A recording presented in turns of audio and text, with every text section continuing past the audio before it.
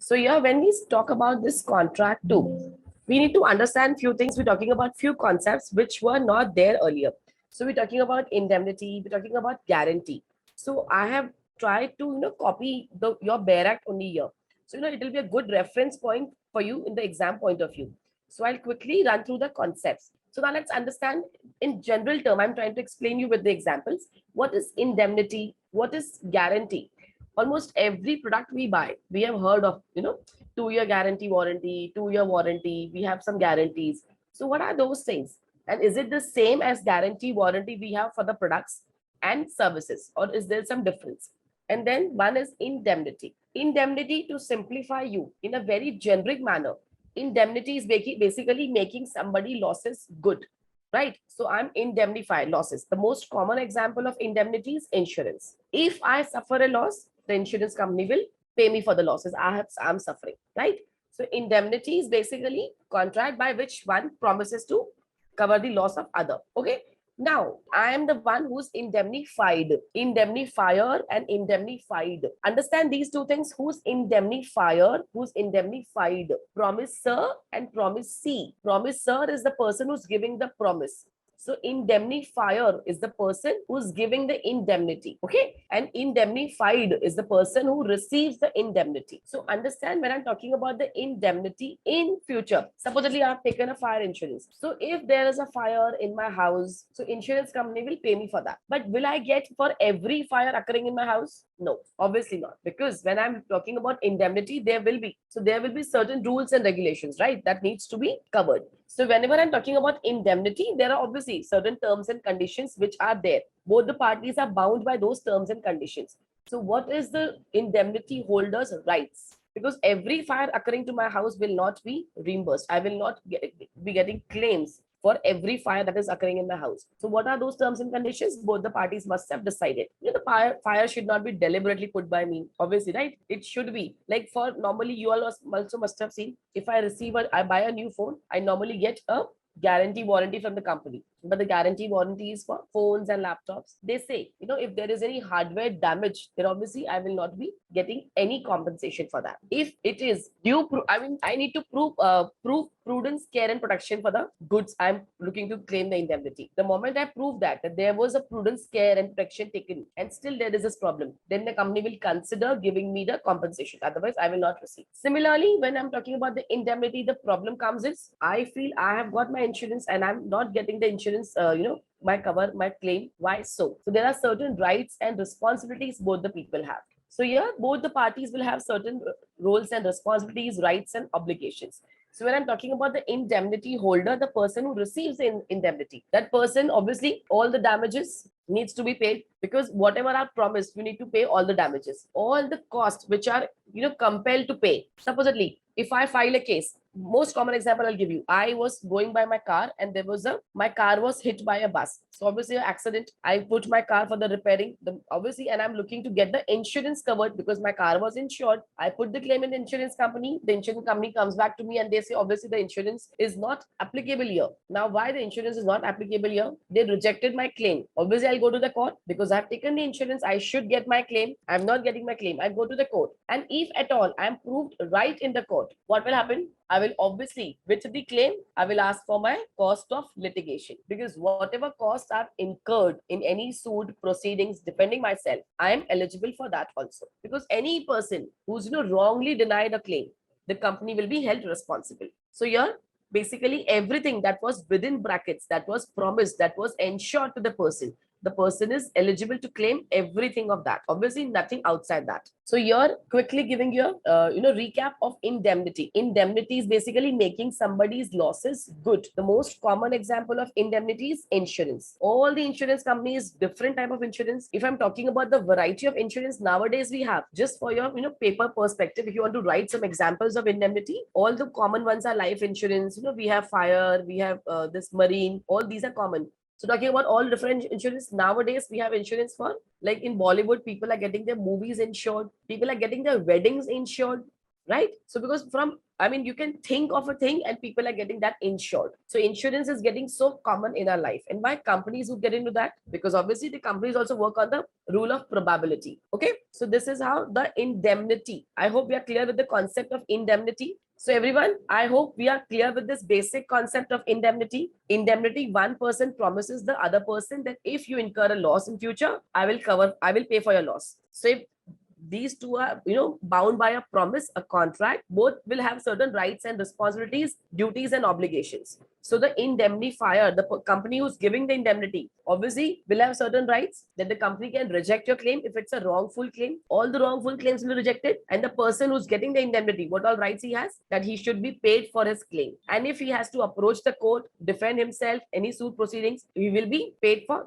The charges of the same will be borne by the company because it was a wrongful rejection. Okay, so the rule of indemnity is clear. So now I move on to the guarantee. Now let's understand. As I told you, normally we buy any product, everywhere we see somebody talking about guarantee, somebody talking about warranty. What are these terms of guarantees and warranties? And that warranty and guarantee we talk about for products, is it the same here in the law? So here specifically we're talking about the guarantee, about a commercial guarantee, basically talking about somebody giving some assurance, a guarantor that if the person is not making the payment, I'll make the payment. So here we're talking it completely from a commercial perspective, because we're talking about the contracts, we're talking about the merchandisers. So we're talking about the commercial guarantees. So one person says, if this person will not say, I will pay for you. So what is the difference in indemnity and guarantee? Indemnity, what the company says, if you suffer a loss, if your car meets an accident, I will pay for you. If you die in the car accident, I will pay your family. In guarantee, what I say, if this person doesn't pay, I will pay the money. What is the difference in these two then? Can we say indemnity and guarantee are basically,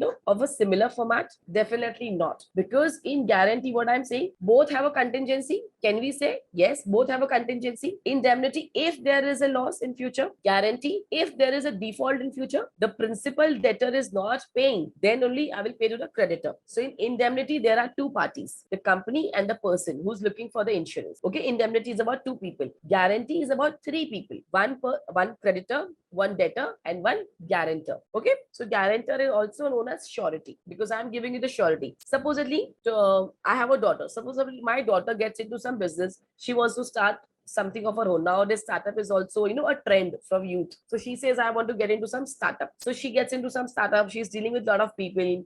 She's renting somebody's property, she's occupying the space, and she's hiring people. She must have taken some loan. Now she goes to a bank also for some liquidity requirement. So what I tell the bank that, on my guarantee, you can give her the money, because it's a startup. She would not have any collaterals. So what I say, if she doesn't pay, I will pay you. So who am I here? The bank is giving her the money. She's the one who's taking the money. So bank and she are the debtor and the creditor. And I am being the guarantor, the surety. Okay. Now, can I say the surety is also of different types? A specific surety or a continuing surety. Specific surety will be for one particular debt. So the same example I'll tell you. When my daughter is going to the bank and she says, I'm looking for an overdraft facility, supposedly of 10 lakh rupees. So what I would say, if she doesn't pay these 10 lakh rupees, I will pay you. So this is my specific guarantee for this particular transaction, for this particular debt. And what will be a continuing guarantee then? Continuing guarantee would be for the one full year. If whatever money she's taking, I will pay that. Okay. So we are clear. Guarantee, surety, no confusion. Now, supposedly I'm the one who's giving the guarantee. I'm the one who's guarantor. I'm the one who's surety. Now, can this be revoked guarantee? Tomorrow I just go to the bank and I tell the bank that I don't want to be her guarantor anymore. Can I do that? Yes. I can always notify by notice of revocation. I specifically go and tell them that I'm here to revoke my guarantee. I don't want to be a surety anymore here in this transaction. Okay, this is one specifically. Two, by death of the surety. If I die tomorrow, obviously the surety comes to an end. And here, the surety, when we're talking about the rights of the surety, what are the rights the surety will have? I'm the one who's giving the guarantee. I'm the one who's the guarantor. So what right I will have against the debtor and the creditor, or the co-sureties? Let's understand the concept of co-sureties. Who are the co-sureties? How do we call somebody a co-surety? Supposedly, it's my daughter who's looking to get into some startup. So it's me and my friend. We both are here to support her. Let's assume it's me and my husband. Okay, mother and the father both are looking to support her. So we both will be the co-sureties. Two people are giving you the guarantee for common debt. So both are the co-sureties. More than one surety. So all are the co-sureties. So here, as a surety, what right I will have against the debtor? Debtor is the one who owns the loan, who has taken the money, right? So what right I will have? The debtor will not breach the rules, follow the terms and conditions. Because if I'm talking about the loan of 10 lakh rupees, it should be loan of 10 only. If there is any change, alteration in the loan amount, I should be notified. Then only I will be a guarantor, right? And what about the creditor for whom I'm giving the guarantee that if she doesn't pay, I will pay you. So the creditor, I will have certain rights against the creditor also. What all rights I will have against the creditor? If the creditor is looking for any set off, I should be notified. If the creditor also changes some terms and conditions, I should be notified. Because if there is a transaction for which I am the one who's guarantor, I'm the one who's giving the assurance for the repayment of money, then I should be informed of every movement, every transactions, every update. Clear? So as a surety, I would have certain rights against the creditor whom I'm giving the guarantee, against the debtor for whom I'm giving the guarantee, that if this one doesn't pay, I will give. So in my example, it's my daughter. So against the bank, I have certain rights. Against my daughter, I have certain rights. And against co-sureties, supposedly it's some of my friends or family, so they all are the co-sureties. So against them also I will have certain rights and responsibilities. And what are those rights I will have? That every change, every updation should be notified to me. I should be a part of that. My responsibility is, whenever a debt arises, whenever there is a default, I need to make that good. I need to keep my words, because we are all bound by the contract. So in this guarantee, how many contracts we would have? In indemnity, we just have one contract, the insurance company and the person. We just have one contract. In guarantee, how many contracts we will have? In guarantee, we have 3 contracts. Technically, one contract I have with the bank, the example I gave you. One contract I will have with my daughter, and one contract the bank has with my daughter. So here we have 3 agreements. One, my daughter is taking money from the bank. That's one contract. Then I go to the bank and I tell them that if she doesn't pay, I will pay you. That's the second contract. Third contract is I have with my daughter, that if you don't pay and I'm paying on your behalf, you will repay me. So we're clear with this? In indemnity, we just have one contract. In guarantee, we have technically 3 contracts. Okay. Now we have certain rights and obligations. Now let's understand, how do we discharge this surety? We have seen that first earlier by notice of revocation. I just go and give the notice that I don't want to be a guarantor anymore. Maybe it was a specific guarantee or it was a continuing guarantee. I can always give a notice of revocation. Obviously, second is by death, most common. If the person dies, there is no scope. If I am not there, there's no scope,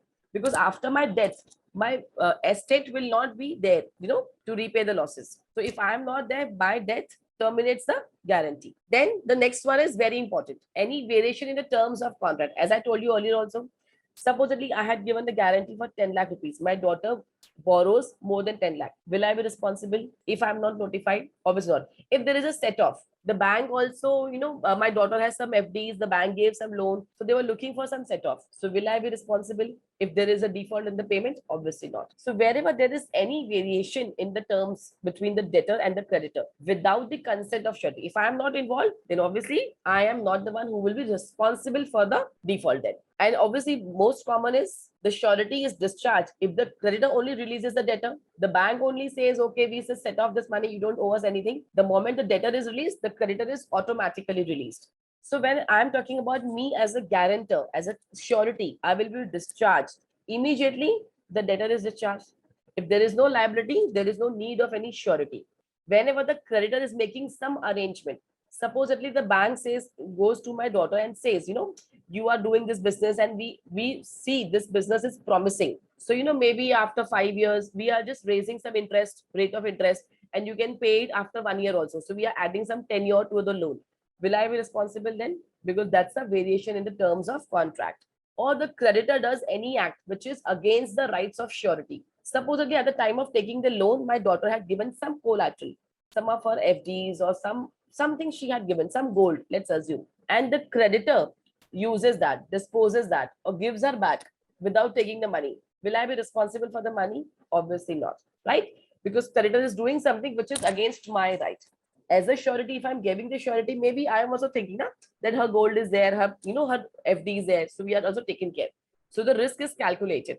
If the creditor loses or parts with any security, same example, if the person sells off some gold, some surety given to you, parts of completely or in parcel, loses it. Supposedly, when my daughter was taking a loan, she gave the property papers and the bank misplaces those property papers. Will I be responsible for the guarantee then? Because there was some security which was given and you have lost it, you have sold it. Somewhere you are parted ways with that. So obviously the surety is also not responsible. Can you explain indemnity between two persons and two companies? Indemnity between two person and two companies. Two companies, we are clear. You must have heard, everybody must have heard about this concept of reinsurance. In India, the insurance market, though they are saying, we are yet to explore it completely. It is still evolving, developing. But let's understand, when we're talking about the insurance market, originally we just had few of the government companies. Now a lot of private players are coming in that. Understand the bandwidth a private player would have. Their bandwidth will be limited. You all must have heard about this concept of KMPs, key managerial personnel. In Mumbai 2005, there were very bad floods. We lost a lot of people. A lot of top management people were lost in those floods, right? So after that, almost all the companies, before that also, this concept was there.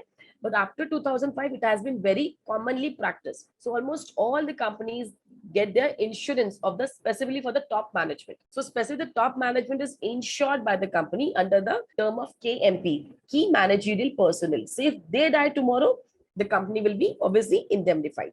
The company gets the claim.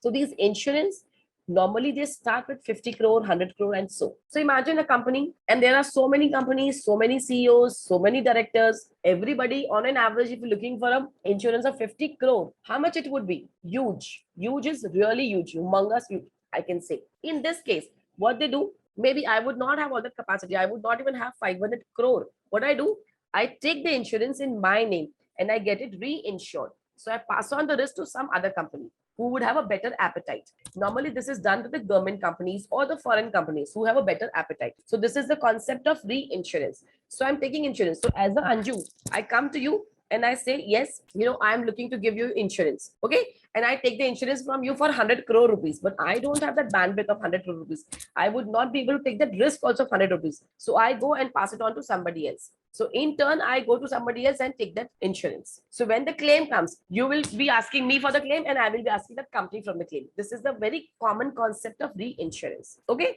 So this is about between two companies. We are clear. Indemnity between the two companies. One company is looking to indemnify the other company because I have taken your insurance. Okay. Now between two persons indemnity would be, if there is this loss, I will make your loss good. Normally these are nowadays very common for farmers. A lot of startups are doing this for farmers. They go to the farmland, they train the farmer, they help them cultivate the field and everything, and after that they say, if you don't incur profits, I will help you cover your losses, right? So indemnity very commonly is normally for the companies. Individuals, it's very rare. Nowadays, a lot of people are getting into this indemnity because everything I want to cover my losses. Event management company, they want to get the events also indemnified. Directors, producers, they get their movies indemnified, right? So this is getting very common nowadays. People are looking to get everything insured. So we're clear about this indemnity between two people, between two companies. Okay. Now I move to the next question. How is the debtor released? Debtor is released. How the debtor is released? So understand, we are talking about the guarantee. We are clear with this. Indemnity is between two people, guarantee is between three people. One person is giving the guarantee, but my guarantee will be applicable only when the terms and condition remains the same. If the debtor or the creditor has any change in that, my surety lapses, right? So we are clear with this. I'll quickly give you a recap. Indemnity is making somebody losses good. If you incur a loss, the company will pay for your losses. Guarantees, if the person doesn't pay the money, if there is a default in the payment, the guarantor comes into the picture and makes the payment. Okay. Now the next one is my bailment and pledge. Bailment, if I have to explain you in a very simple term, I go to a tailor, I go with my own material, I'm looking to get my dress stitched. So what I do, I'm going to the tailor, I'm giving the cloth. From the tailor, I get my cloth back. So what I'm paying for? The services, the stitching service I'm paying for. I go to a goldsmith, I give my gold, I get my jewelry. So whatever I've given, I'm getting that back with some upgradations, some services. So I'm paying for those services. So bailment is very clear. I'm paying for the services given by the person, right? So bailment, there is a kind of bailment which is gratuitous. Gratuity is, we are clear. What is gratuitous? Having a lot of gratitude for somebody out of moral obligations, love and affection. So this is gratuitous. I'm just doing, and the person doesn't charge me anything. Okay. So maybe I'm going to the goldsmith, I get my jewelries done. Then after making my jewelry, I realize there is some problem. So he says, I'll repair it otherwise also. And I have some other jewelry. So he says, it's only for some repairing work. It's negligible. I'll do it for free. So that is also possible. I leave my bangles with him to repair it and he returns everything back to me. and he's not even charging me for that. That's gratuitous bailment. Okay. Now, normally the bailment is for reward. I go to the laundry, I give my clothes for dry clean. I'm paying for the services, car servicing, I'm paying for the services. So bailment has to be for a reward. There has to be a reward. People will not do it for free unnecessarily. There is an element of gratuitous, but that's also not very common. It's only in some of the cases we have gratuitous bailment. Okay. So normally bailment is for reward. Like we have seen, no consideration, no contract. So normally for bailment, there has to be a reward coming from bailee to bailer. Now, what are the duties of the bailee? Bailee is the one who receives the goods. Bailer is the one who's giver. So understand this concept. Normally students get confused. Indemnifier, guarantor, bailee, bailer, next will be pledge. So pawner, pawnee. So bailer, indemnifier is the one who's giving. Bailee, indemnify, pawnee are the people who are receiving. Okay. So understand these two very. Is the one who's giving. E is the one who's receiving. Okay. So when the person receives, I give my clothes to the laundry guy for the dry cleaning. What is his responsibility? He should take as much care of my goods as his own. He would be doing for his goods, his own goods. There should not be any unauthorized usage. It's giving for ironing. It should be ironed. Nobody should wear it, right? He must keep those goods separate. Now, what is keeping goods separate? Clothes, there's no problem. Gold, there is a problem. It should be kept separate because golds have different varieties. My gold will be 22 carat. Somebody is 24, somebody is 18. So whatever I am giving, it should be kept separately. So there is no misappropriation of my goods. Okay. He must not set up an adverse title. What is setting up an adverse title? Okay, let's take the common example. Hindi movies have given us enough ideas about this adverse title. I go to a laundry guy, I give my sari for dry cleaning. Next day, I see somebody else wearing the same sari. So this is adverse title, right? Creating some wrongful ownership. For that, the lady is the owner. Lot of time we have seen the bungalows are with the caretaker. The caretaker gives the bungalow on rent. So what he does, he is creating an adverse title. Something which is not yours and you parting ways with that. You are over exceeding your duties, responsibilities. Your authority is given to you. You're doing something which is outside the scope of your authority. That's when you create an adverse title. And whenever the services are done, the person comes, you have to deliver the goods back to the person. Now you have to return the profits earned. Any increase or any profits.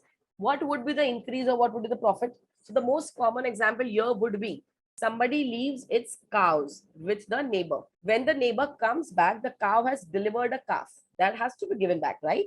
I ask someone to take care of my mango farms. So whenever there is a mango produce, with those farms, I obviously will get my mango produce also. Okay, so that's the profit. So whatever I've given to you, if there is a profit, you need to give me that also back. Okay, now let's understand the concept of lien. In bailment, what confuses us the most is right of lien. What is lien? Lien is the right to hold the property, claim the possession of the property. Can I claim the possession of property every time? Let's continue with the same example. I have given my sari for dry cleaning to a laundry guy. Can the laundry guy claim the possession of my sari over me? Yes. When I am not paying him for the services. Obviously, if he is doing the laundry for my sari, I need to pay him for his services. If I'm not paying, he can keep the sari with him. Even though he is not a lawful owner, he can still claim the possession against the lawful owner because there is a default in the payment. Okay. Now there are two types of lien. One is a general lien, one is a particular lien. What is a particular lien? I'm giving the laundry guy 4 saris and he says pay for all 4 and take all 4. That's the general lien. So till I make all the payment clear, he will not release a single sari. Particular lien is I pay for 1 sari, I get my 1 sari back. That's particular lien. It's for that particular thing.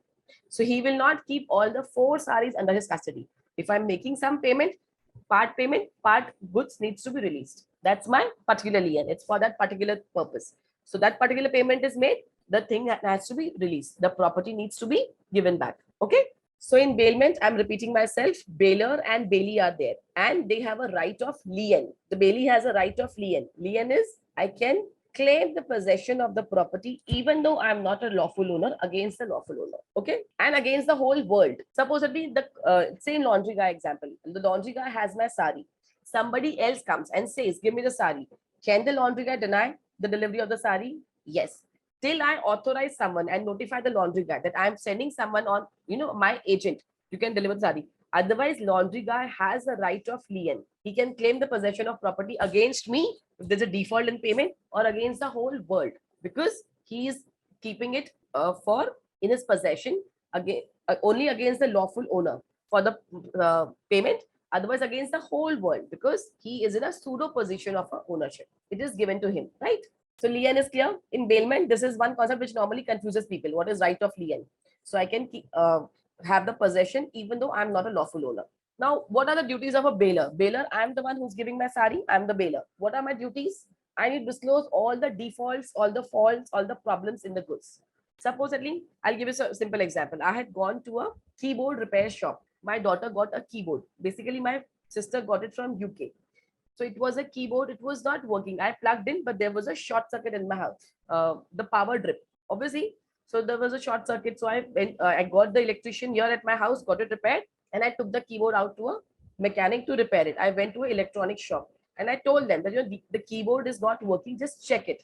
I did not tell them that there was a power drip because of the keyboard. When I plugged in the keyboard, I lost my electricity. I should have informed them, because when the person he plugged in the keyboard, again there was also power drip, because this was from UK. So normally in India and foreign countries we have a problem of the current AC and DC. So then the shopkeeper said, ma'am, you should have informed me that when you plugged in, there was a power failure in your house, and this keyboard is not bought from India, this is from outside. So I would have been conscious while plugging in. I would have used the adapter then, because there is a conflict of AC DC current. So it is my obligation to inform the person about all the details of the products, goods and bads. Okay, supposedly the laundry guy said he was doing the dry cleaning, but he noticed some stains also. So he washed the sari again. He had to wash it twice. So can I say I will not pay for the double washing? I'll just pay for once, because when he was doing, he incurred some problem. He washed my sari twice, or maybe he would say, when he was washing my sari, the color leaked, which spoiled some other clothes. Then I will be liable to pay for those other clothes also, because it was because of my sari the color leaked, and I did not inform him about the problem with the color of the sari, right? So if any other expense is incurring because of me, sometimes these electronic store people, they also have some spark, some short circuit. So what they would say, you will be the one who will be paying for this. Ideally, I should be paying if I don't inform them. Supposedly, I have given, this is a classic example. It had actually happened also. One person went to a store, gave a watch to repair, and he said, this is my watch, just repair it and give it back to me. Obviously, the watch repairer guy kept the watch. After 2 days, one more person came to the shop and he's like, whose watch is this? The watch repairer guy said, yeah, one person had come, Mr. X. It is his watch. He gave me for repairing. That person, Mr. Y, says, no, this is my watch. It was stolen 2-3 days back. So this is my watch. You need to return this watch to me. Now what the watch repairer would do? Will he trust X or will he trust Y? Because X came to him and said, this is my watch. So he's repairing it for X. Now Y comes and Y says, no, this is my watch. You have to pay me. So the Y called the police come. There was so much of problem. Obviously the X was also called. Now, if there is any problem, any losses, any damages suffered, who will pay? The X will pay to watch repairer, because watch repairer was not at fault anywhere. Okay. So the bailer will have to indemnify the bailee for any losses, any damages incurred. Okay. Now, how the bailment will come to an end? Indemnity comes to an end when the term gets over. Supposedly, I had taken a fire insurance for 5 years. 5 years are over. It is over, right? Guarantee, the debtor pays the money, the guarantee comes to an end. The surety comes to an end. For bailment comes to an end. Most commonly, the transaction is complete, the money is paid, bailment comes to an end. Or there is a wrongful uses of the goods which are bailed. So I have given my sari, suppose the person burns the sari, destroy the sari, sells off the sari. Obviously the bail, because the object is not there, the bailment comes to an end. I will be asking claiming my damages. That's a different story. But the bailment here comes to an end because the sole purpose of the bailment is not in existence now. Okay. Now in contract one, you all must have read about the finder of goods. Finder of goods, as that's a quasi contract. He is in a position, obligation to return the goods back to the person, and he can claim the possession of the goods against the whole world, but the true owner, right? So here we are saying the finder of goods is almost in a similar position as that of a bailee, whom the goods are given for bailment. Supposedly, I go to the laundry, I give my sari, then I don't come to pick up the sari. I'm not making the payment of the sari. The person has been reminding me continuously. After a reasonable time, can he just recover the money by selling off my property? He can, right? Similarly, for finder of goods, if he is not able to find the owner of the goods, so whatever expenses is incurred to find the owner of the goods. He can sell off the goods and recover his money, right? If I can't find the owner, I can sell and recover the money. If I find the owner and he doesn't want to pay the money, or I feel things is of perishable nature. Perishable nature, normally we're talking about these FMCG goods, fruits and veggies or milk. These have a limited shelf life. So if I feel these will be losing the value, I might as well sell now and keep the money.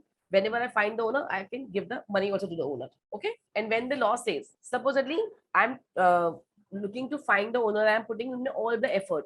Now finally I understand it's more than 2/3. If I'm recovering some 100 rupees from some goods which are in my possession, which are of perishable nature, and I've already spent more than 60 rupees in finding the owner, then there also I can stop looking for the owner because it's not worth, because I'm paying so much of efforts are already been put in that. Okay. Okay. So we are clear with this bailment, no confusion. Bailer and bailee, right of lien. Okay. Now next comes is the pledge. Pledge is what? In simple terms, pledge is mortgage. I'm giving you something, you keep in your custody and give me some money.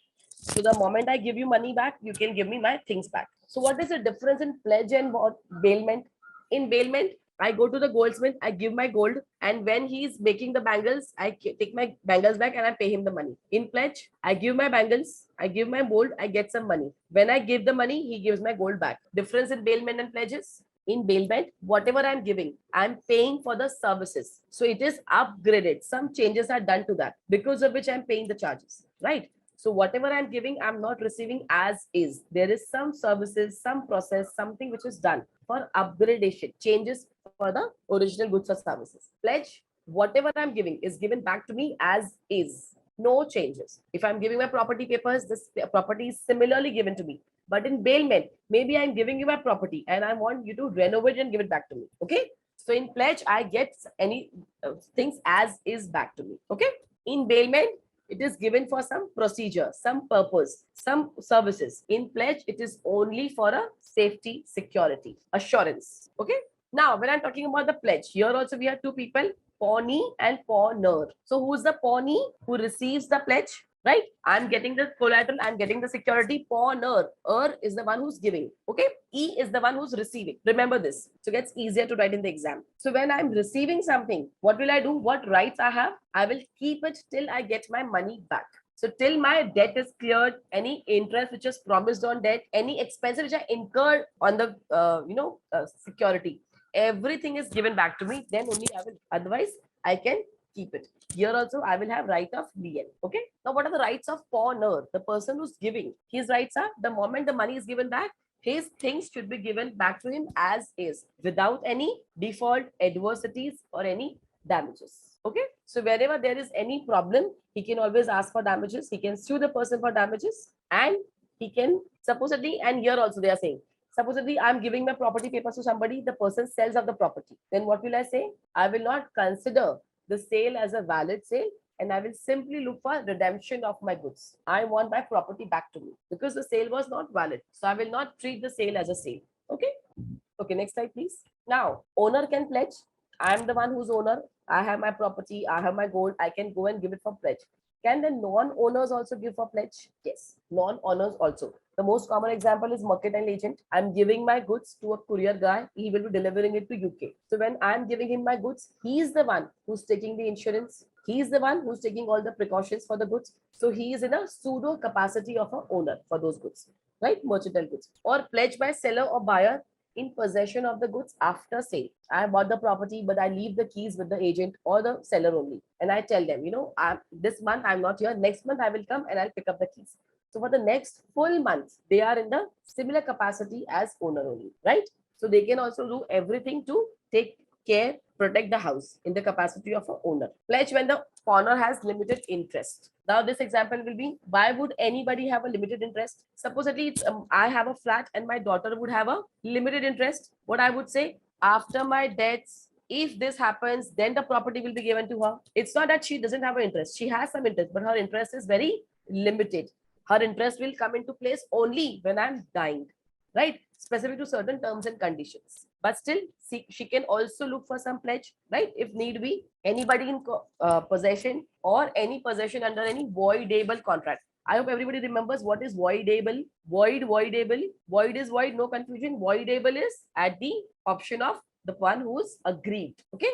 So at the option of the agreed party, one party can get up and say, this is not a valid contract. Okay, that's voidable. So if I'm in the possession of a voidable thing, then obviously I can look for a pledge. Okay. So now quick recap for the bailment and pledge. What is bailment? I'm giving you my goods, I'm getting it back, but some process is done on that. And I'm paying you for those processes, those services I'm paying for. Pledge, I'm giving my goods, I'm getting my goods back. But the goods are coming back to me as is without any process. And what I'm paying for?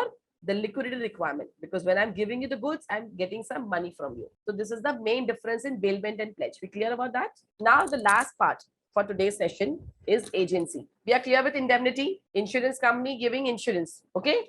We are clear with guarantee, debtor and creditor. One person has taken a loan and the third person comes and say, I will pay the money if this one doesn't. So there's indemnity, there's guarantee. Now there's bailment, there's pledge. Bailment, I'm giving the car for washing, the car comes back to me. Or I'm giving my car as a collateral for a loan. So the car comes back to me. But in bailment, the car is washed, clean, processed. In pledge, the car is coming back to me as is, right? The money is paid. Both the places, people will have a right of lien. Right of lien can be exercised because if there is any default, the right of lien will be exercised against the true owner also. Now the final part comes as my agency. What is the agency? I appoint the agent. Have you ever appointed an agent? If I say every person has appointed an agent in their life, irrespective of the age, right or wrong, is it possible? I have never appointed any agent in my life. I'm just a student. What agent will I appoint? Everybody is appointed an agent. Most common example is you ask someone to collect your hall ticket. You ask someone to collect your mark sheet. You ask someone to collect your fee receipts. These are the common examples wherein we appoint our agents, someone else to work on our behalf. Okay, that's normal creation of agency. So I ask someone, I authorize someone to work on my behalf, to deliver something, to receive something on my behalf. Now, how the agency is created? We remember the rule of creation of contract, express contract, implied contract. Here also the agency is express agency, implied agency. Express agency is I give you a letter and I say my daughter will come on my behalf to collect my mark sheet. That's express agency. I'm authorizing my daughter to go on my behalf and get the work done. Implied is by the conduct, by the situation, or by the necessity. Somebody comes to my house to deliver a packet. I'm not there. So whoever is there, they deliver the packet to that person. That's implied agency, because what is the assumption? This is her house. If she is not there, somebody else is there.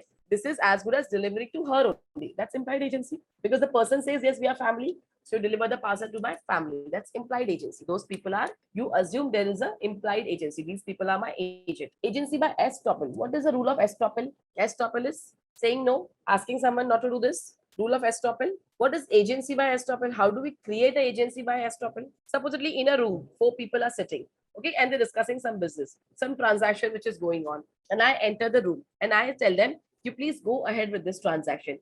If this person defaults, I will be there. Don't worry for that. I can take care of that for him. Or there is some work which needs to be done. So I get up and say, yes, all these work I will get done on his behalf. Don't bother. The person is still and he doesn't say anything. He doesn't say, I am not his agent. Then what will happen? The moment I enter into a room and I refer to one person that I will take care of his work on his behalf, and he doesn't say no, this is presumption. He had a duty to say no. Rule of estoppel is you had a duty to deny and you kept mum. Silence is not always a affirmative action or negative action. Lawyers, we are the best one to answer this. Silence is treated as yes or silence is treated as no. So the rule of estoppel says silence is treated as yes. If I am saying I am his agent, I will do on his behalf, and you don't say anything, you had a duty to speak and you kept mum. So silence is yes. So you agree to what I'm saying, right? So that's the rule of agent estoppel. So agency by estoppel is similarly, the person should have said, I don't know this person, he will not do anything for me. I don't agree he being my agent, but he kept mum. So I am the agent in default. Wife is always the agent, husband is the agent, parents are agent.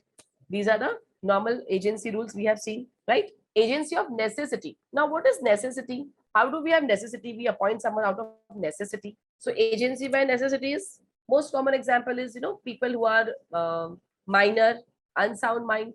So, they need someone to take care of themselves. So we appoint someone. So these are agencies out of necessities to take care of someone who's not capable of to take care of itself.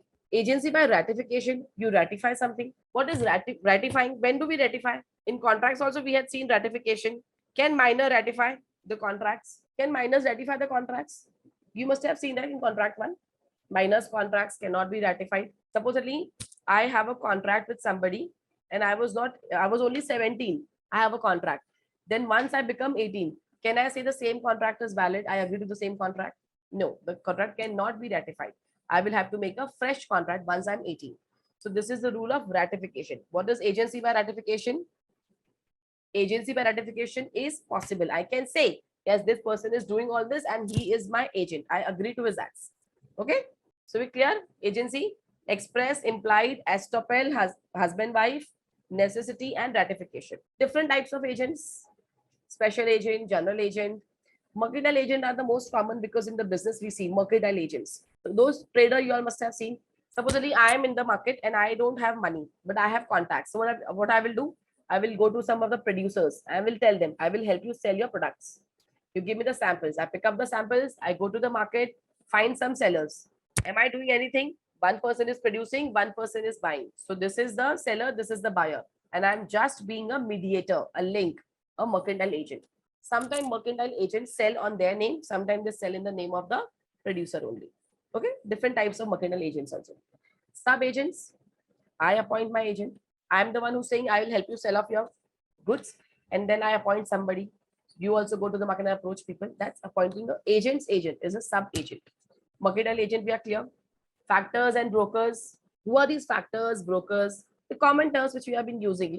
We appoint someone with they're working for their commission. So they get the work done and they are paid for the commission.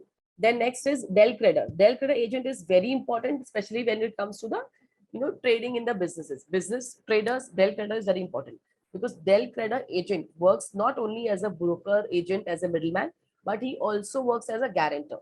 So he says if there is any default on the part of any parties, he will make that good. So he works on his own personal reputation. Del creditor agents. Business perspective, they are very important. I don't know from the exam perspective, but just understand the concepts. Auctioneers, we are clear. Somebody is putting the auction. Okay, he is handling the bids and he helps me sell my stuff. So the auctioneer is also my agent because once the auction is done, can I go back and say, no, I did not agree to this auction. Whatever is sold is not sold. These are all mine because the auctioneer stands in that capacity wherein he is my agent. Okay. Partners are obviously agents to each other. Bankers, whenever I'm coming with any IPOs, any issues, any things I'm doing in the market, all the companies, the bank receives the money on their behalf, right? Everybody goes and submits their applications to the banks. Banks receive the application, banks receive the money, they process it. So bankers are also my agents. Okay. Now, as an agent, what are the duties of the agent? Obviously, agent has to be true, genuine, truthful to the principal. He should follow all the instructions of the principal. He should work in the authority given by the principal, strictly carry out the works within the scope of the authority. Next slide, please. Whenever there is not any special instructions, information given by the principal to the agent, how the agent will work? Normally, how the market is doing. What is the rule of the business? Whatever are the standard practices prevailing in the business. Okay. Okay. So this is about, and whenever agent is working, the agent has to use his prudence, his proper skills and expertise as if he is doing his own work. Okay. He must disclose all the material information. I'll give you a classic example. Since I'm looking to buy a property, I'm dealing with a lot of agents. These are the brokers appointed by the builders, and in market also anybody's looking resale properties. So I go and meet them and they said, yes, ma'am, this property is, and told them I'm not looking for a south facing property. So they goes and say, yeah, this is not a south facing property. Sometimes I don't have that compass. So just lie to me. This is what he is not disclosing all the material information to me. If there is a problem with the OC of the society, if there is any dispute in the title of the property, he should inform me on that. Okay. So agent is responsible to disclose all the informations and he should not disclose any confidential information. What is the confidential information now? Supposedly, same example. I'm buying a house. I go and approach an agent and he shows me 2-3 flats. Now he should inform me about all the details of the flat. But should he inform me all the personal details of the family, that what problems they are facing? If there is a financial loss or some problem, should he inform me that? Obviously not. These are the confidential information of the principal that should not be shared. Supposedly now the agent is working for principal. Should he start his own practice? He should not do anything to get into conflict with the interest of the principal, right? So he should not create a competition for his own principal. Agent is responsible, accountable.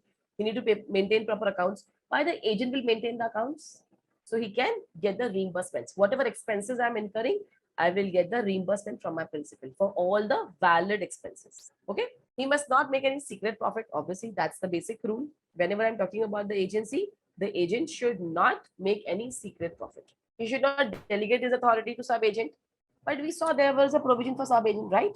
So can we say there is a sub-agent and agent should not delegate the authority to sub-agent? These are contradictory. So which one is right?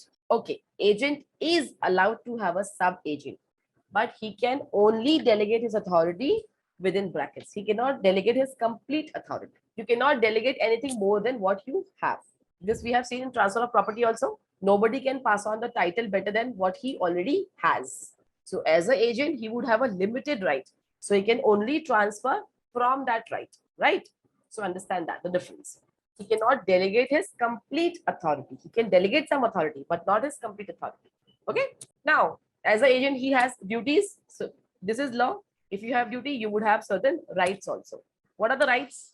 Whatever is done by the agent, there will not be any assumption of gratuitous or voluntary.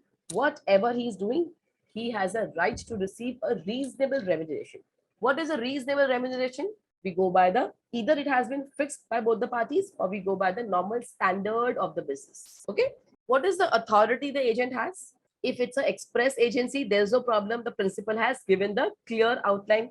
If it's an implied, then we go by the circumstances. So now talking about the agent's authority. We are clear with this concept of agent. How do an agent is created? Right? Sometimes it is expressed, sometimes it is implied. The principal says this person is working as my agent, or there is a creation by estoppel. When I should have stopped the person, I had a duty to say no and I did not. Then it is taken as a yes. Okay. Now, what is the extent of agent's authority? If it's expressed, it is clearly mentioned that what all the agent will be doing. If it is implied, then what we do, we go by the situation, whatever is applicable for those situations. I gave it example of, the house broker. If I'm appointing somebody as a broker, so if he's putting my property on rent, he will take care of the, any disputes, any problems, society queries, everything he will be doing it. So he will automatically stand in the position of a owner in those situations. Okay. Now, what are the responsibilities of the principal to the third parties? Let's understand this rule of agency from the, okay, I'll give you my example from mother and daughter perspective. Supposedly my daughter is also doing law. She's a lawyer. She starts practicing. So she goes people, she meets them and, she tells them that, I'm also a lawyer, just like my mother. We work in the same chamber. So I'll take care of this for you. I'll take care of that for you. So people share some confidential papers with her. And what they assume, since she's my daughter, we both are lawyers. And she says she's working with me in my firm. So we are one. So she is my agent. They share the papers with her. Now, what if she does some fraud, some problem with those papers? She manipulates those papers, creates some adverse title. Now, what will happen? Who will be responsible? Can the person come and ask me, or it is between him and my daughter? So obviously, wherever the principal has appointed the agent, then the principal is bound by the acts of the agent, by and large. If the principal can prove the agent exceeded the authority given, till I prove I did not give this authority to my daughter, whatever my daughter is doing, she is doing on her own out of the exceeded authority, then I'm not liable. Otherwise, I'm responsible for every act thereof my agent. If the agent is working for a named principal, the principal is known, right? People know who this is my flat and the person is looking to get my flat sold off. The person is looking to work for a person. I am not looking to reveal my identity. Who am I? This is not normally possible for the immovable property, but this is possible for the movable property. Supposedly, I have some goods and I don't want to say because I know people will not buy in my name. So I appoint the agent and the person sells off. So here the identity of the principal is undisclosed. Sometimes it is concealed. Concealed is I don't want people to know. Deliberately, I hide my personality. Maybe I've done something wrong. People have lost faith in me. So I appoint someone else to sell it on my behalf. Okay. Now, what is the liability of the agent towards the third party? Principal is liable to third party. We are clear on that because whatever is done by agent, it is assumed on behalf of principal. It is assumed with consent of principal. So principal is always liable to the third party. But what about the agent being liable to the third party? Wherever agent is doing something agreed, agent is agreeing to do something. Supposedly, I appoint someone to put my flat on rent, and the person says, I will personally ensure this is renovated and I'll hand it over to you. So the renovation work is the personal responsibility. I never agreed for renovation. Okay. So that is his personal responsibility. Whenever the agent is residing for a principal who's residing, agent is working for a principal residing abroad. I'm not here in India.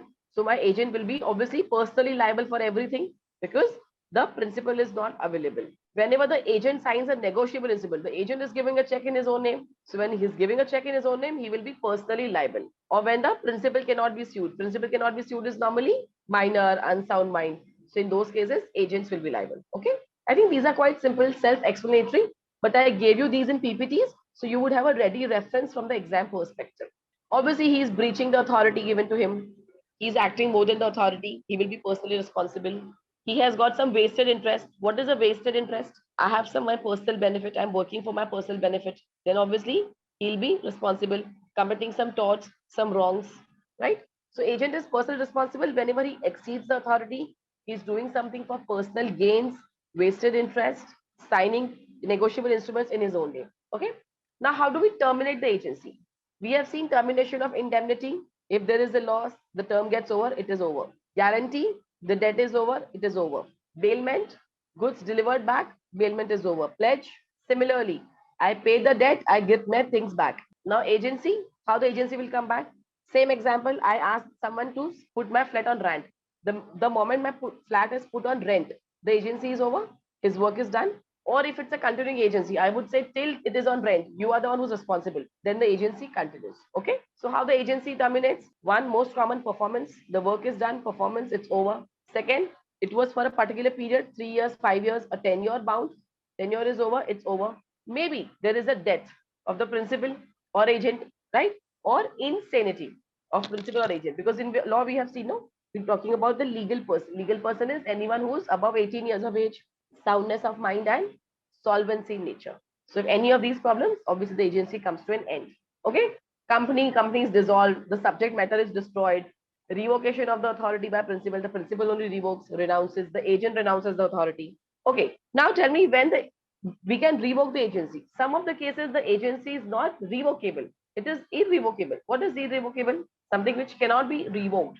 Then whenever there are some interest attached, it is for more than one benefit, more than one thing. Then even if there is a death or insanity, the agency does not terminate. The agency still continues, right? The most common example is partnership. Even if one partner dies, but the partnership continues because rest of the partners are there and they have an obligation towards everybody else, whoever they were dealing with.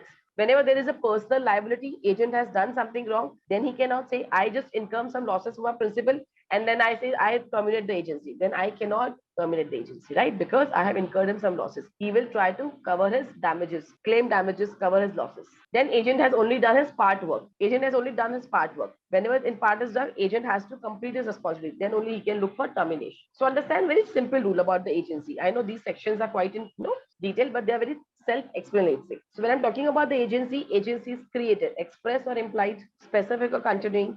The agent is responsible to the principal. The principal is also responsible to the third party for the act of agent. Agent is responsible to the principal as well to the third party. Clear on this? Now, whenever I'm creating about the agency, I need to pay something to the agent. Nobody does it for free. There could be out of gratuity, but normally the agent receives some compensation. So the compensation has to be given to the agent, right? Now, when I'm talking about revocation or renouncing, one person has to notify the other person. Similarly, the other party needs to be notified, informed, and it could again be express or implied. We go and tell them expressly, or we just by our action we say we are not working for you anymore, right?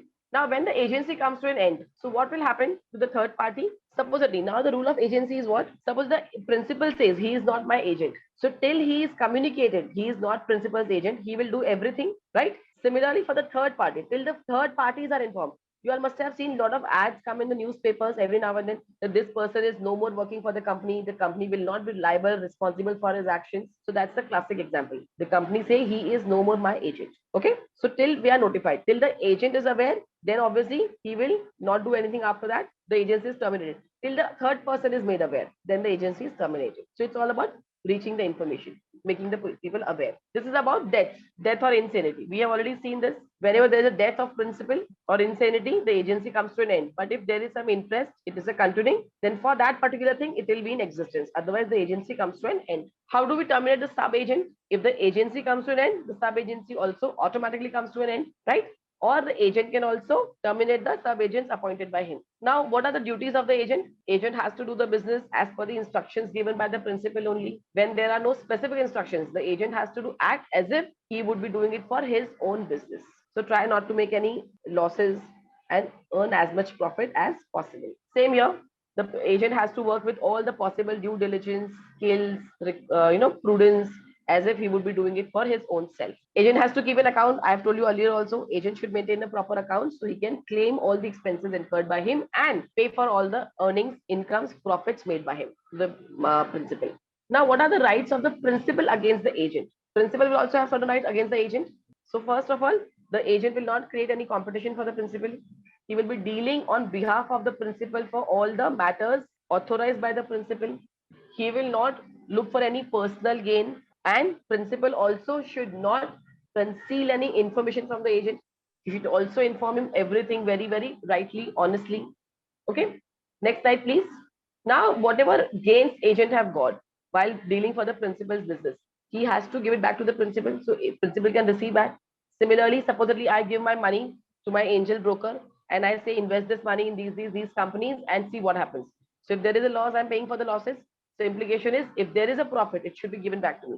See, nowadays the transactions are very clear. We have accounts for everything. Earlier days, when we were dealing in physical shares, this was very common. Because people might not share the profit with you, they will only share the losses. Okay. So here, obviously, whatever are the agent is receiving some money, he can obviously keep some expenses. He can take for account for his expenses also.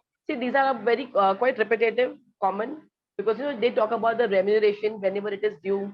Whatever money he gets, he can keep his share and give it back to the principal. Set off is applicable, but only with the consent of the principal. Okay, and he will not get any remuneration for any misconducts done by him. So principal can obviously cut his remuneration if there is any misconduct. Next slide, please. Will agent have right of lien? We have seen the right of lien earlier. Right of lien is I have a right of possession even though I'm not a legal owner. Agent also has right of lien because he's working for principal. The principal doesn't pay him money. He's not paid well. Then obviously he can claim his right of lien for recovering his dues. Agent will be indemnified for all the losses incurred by him for all the rightful acts, all the legal acts. Obviously, if I'm doing something, my agent is working for me. If the most common example is whenever there is police, any people die on duty. Normally for the government setup, we are seeing that private people do not compensate that much, but government setup, we are seeing that almost every day train accidents, road accidents. So the people who are dying, the families are paid some compensation. So this is the classic example. Those were the agents of the government, so they are dying on duty. So the government pays their family for the losses incurred. If the principal is liable for the actions of the agent, all the rightful actions, so the principal will not be liable for any crimes, any criminal activity of the agent. Obviously, enforcement and consequence. Whatever are the contracts between principal and the agent, these are enforced in the as per the terms and conditions agreed between both the parties, and these will have a same legal consequence as any other contract in the country. So these are obviously governed by the local laws of the country. Bound by the agent's authority. Can we say principal has given certain rights and authorities, the agent should stick to that? Practically not possible. Sometimes the agent has to exceed the authorities given by the principal. But those are not always wrongful acts. Those are sometimes even for the righteous activities. Then once the agent proves that, the principal will be responsible. Okay. What are the consequences of the notices given to the agent? Any agent, any information, any notices given to the agent has to work according to those informations. And those information should be fairly exchanged between the principal, agent, and the third parties. Because those informations, if wrongfully shared, will have a legal consequence. Same, no, we need to protect the confidential information and we need to disclose all the rightful information. Agents cannot personally enforce, not bound by the contracts which are behalf of the principal. Obviously, if I'm doing something on my behalf of my principal, I'm selling somebody else's flat. If there is a problem in the flat, there is a problem in the title of the flat, of which I'm also not aware. Will I be personally liable? Obviously not, because I have a limited authority and I'm exercising within those limited authorities. I think all these are same. effect of, these we can just quickly run through.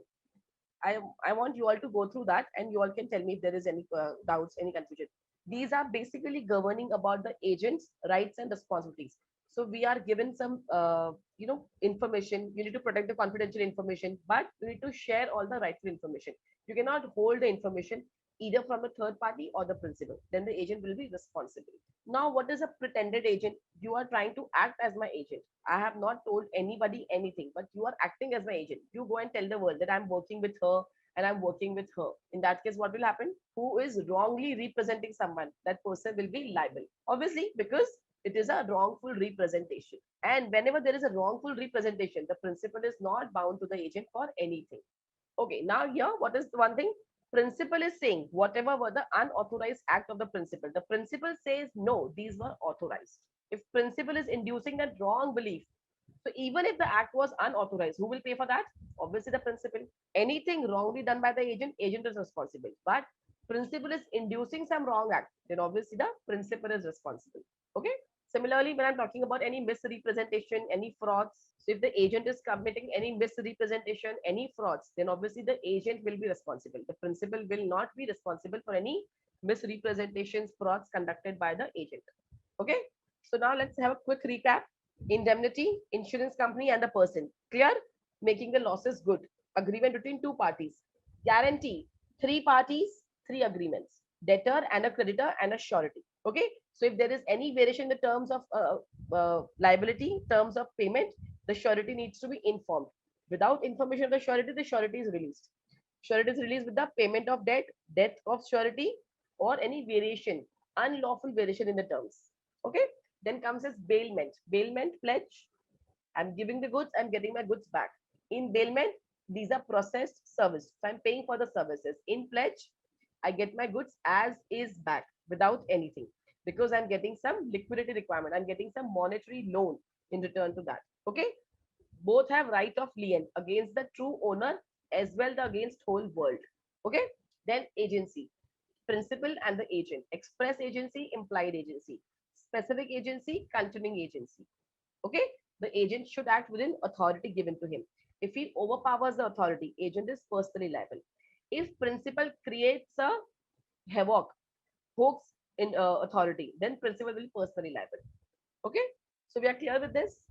My query is that they suppose I have purchased some stock, okay, on credit, and I have that stock in my space, and I have taken some loan from bank, okay, and I have given the security of that stock, which I have purchased from some other party, of which I have not made the payment. Okay. And in a course of time, suppose I'm having a financial crisis. I do not have money to run the business. Now that stock which has been purchased by me, I have not made the payment, and suddenly I'm getting this insolvent. I do not have the money to run the business. So in that case, if suppose banks takes up that stock, the person who has from whom I have purchased the stock, to whom he will be asking the money from? Like, will he have any right to take back his stock which is there lying in the stock in his retail space, or he will take bank responsible for this? Like, whom should be accountable for this money? Who will pay the money ultimately, right? Who will pay the money ultimately? Correct, to the seller, right? The seller, hai na?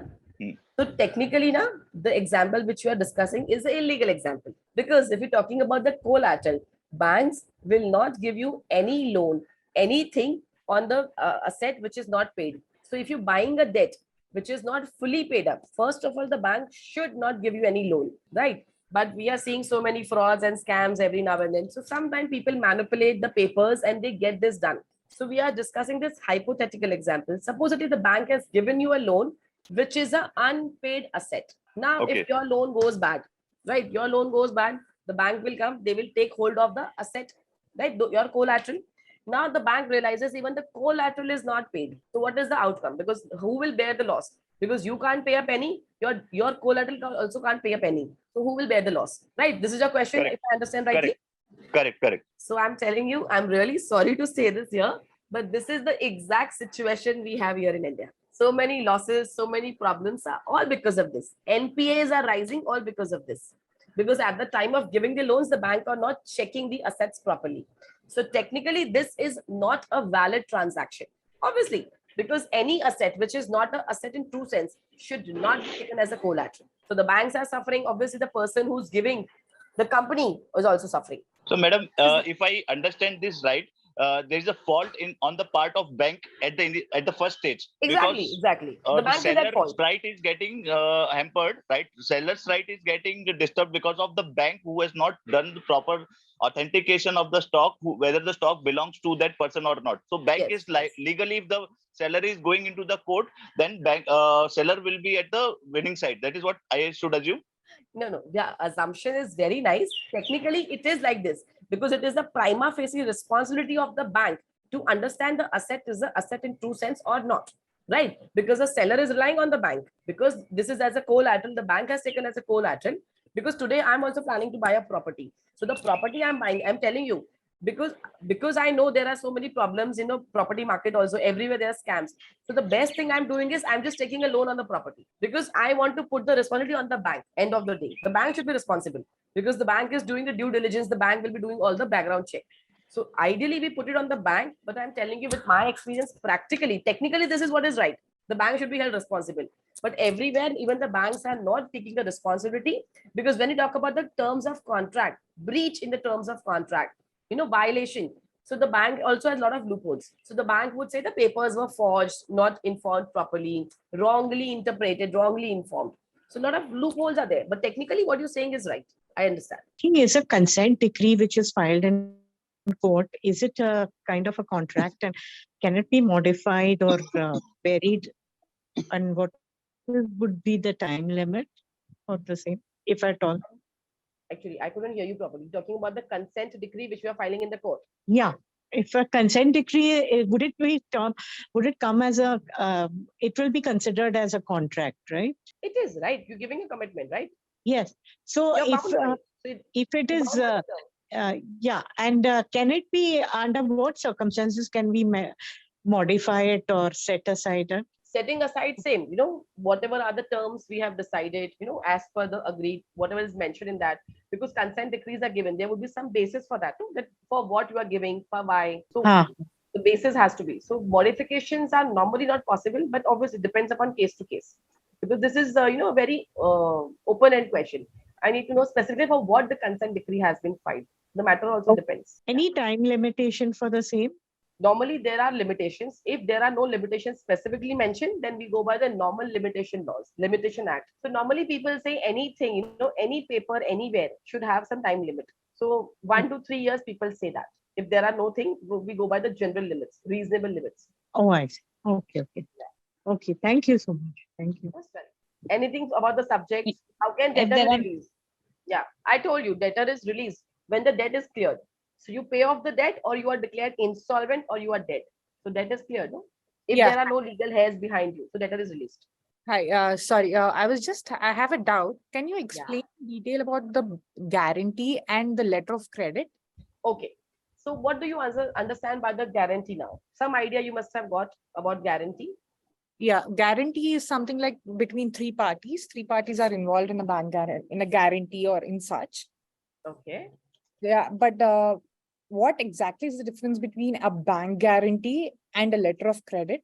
As to when can they invoke a bank guarantee, or when exactly a letter of credit is issued, and how do the contract plays an important role in a bank guarantee and a letter of credit? Okay. See, if I'm talking about the letter of credit or a bank guarantee, Yeah. these are on technically on a same premise because somebody is giving you assurance of a credit, right? A bank guarantee is what? If normally people are looking for this export-import purpose, right? Bank guarantees are normally for that. Yeah, if I am not able to pay, the bank will pay. The bank says I will step in and I will make the payment because if the person is not able to pay, that's what the bank of guarantee is. Letter of credit again, same, no? If the person is not making the payment, your payment will not be stuck. So it's a financial promise I'm giving to the person that you don't worry for the money. Finances are taken care because I am there. So letter of credit also ensures that your money will not be bad. Your money will never turn bad. I'm there. I can take care of that. Okay, cool. Got it. Thank you.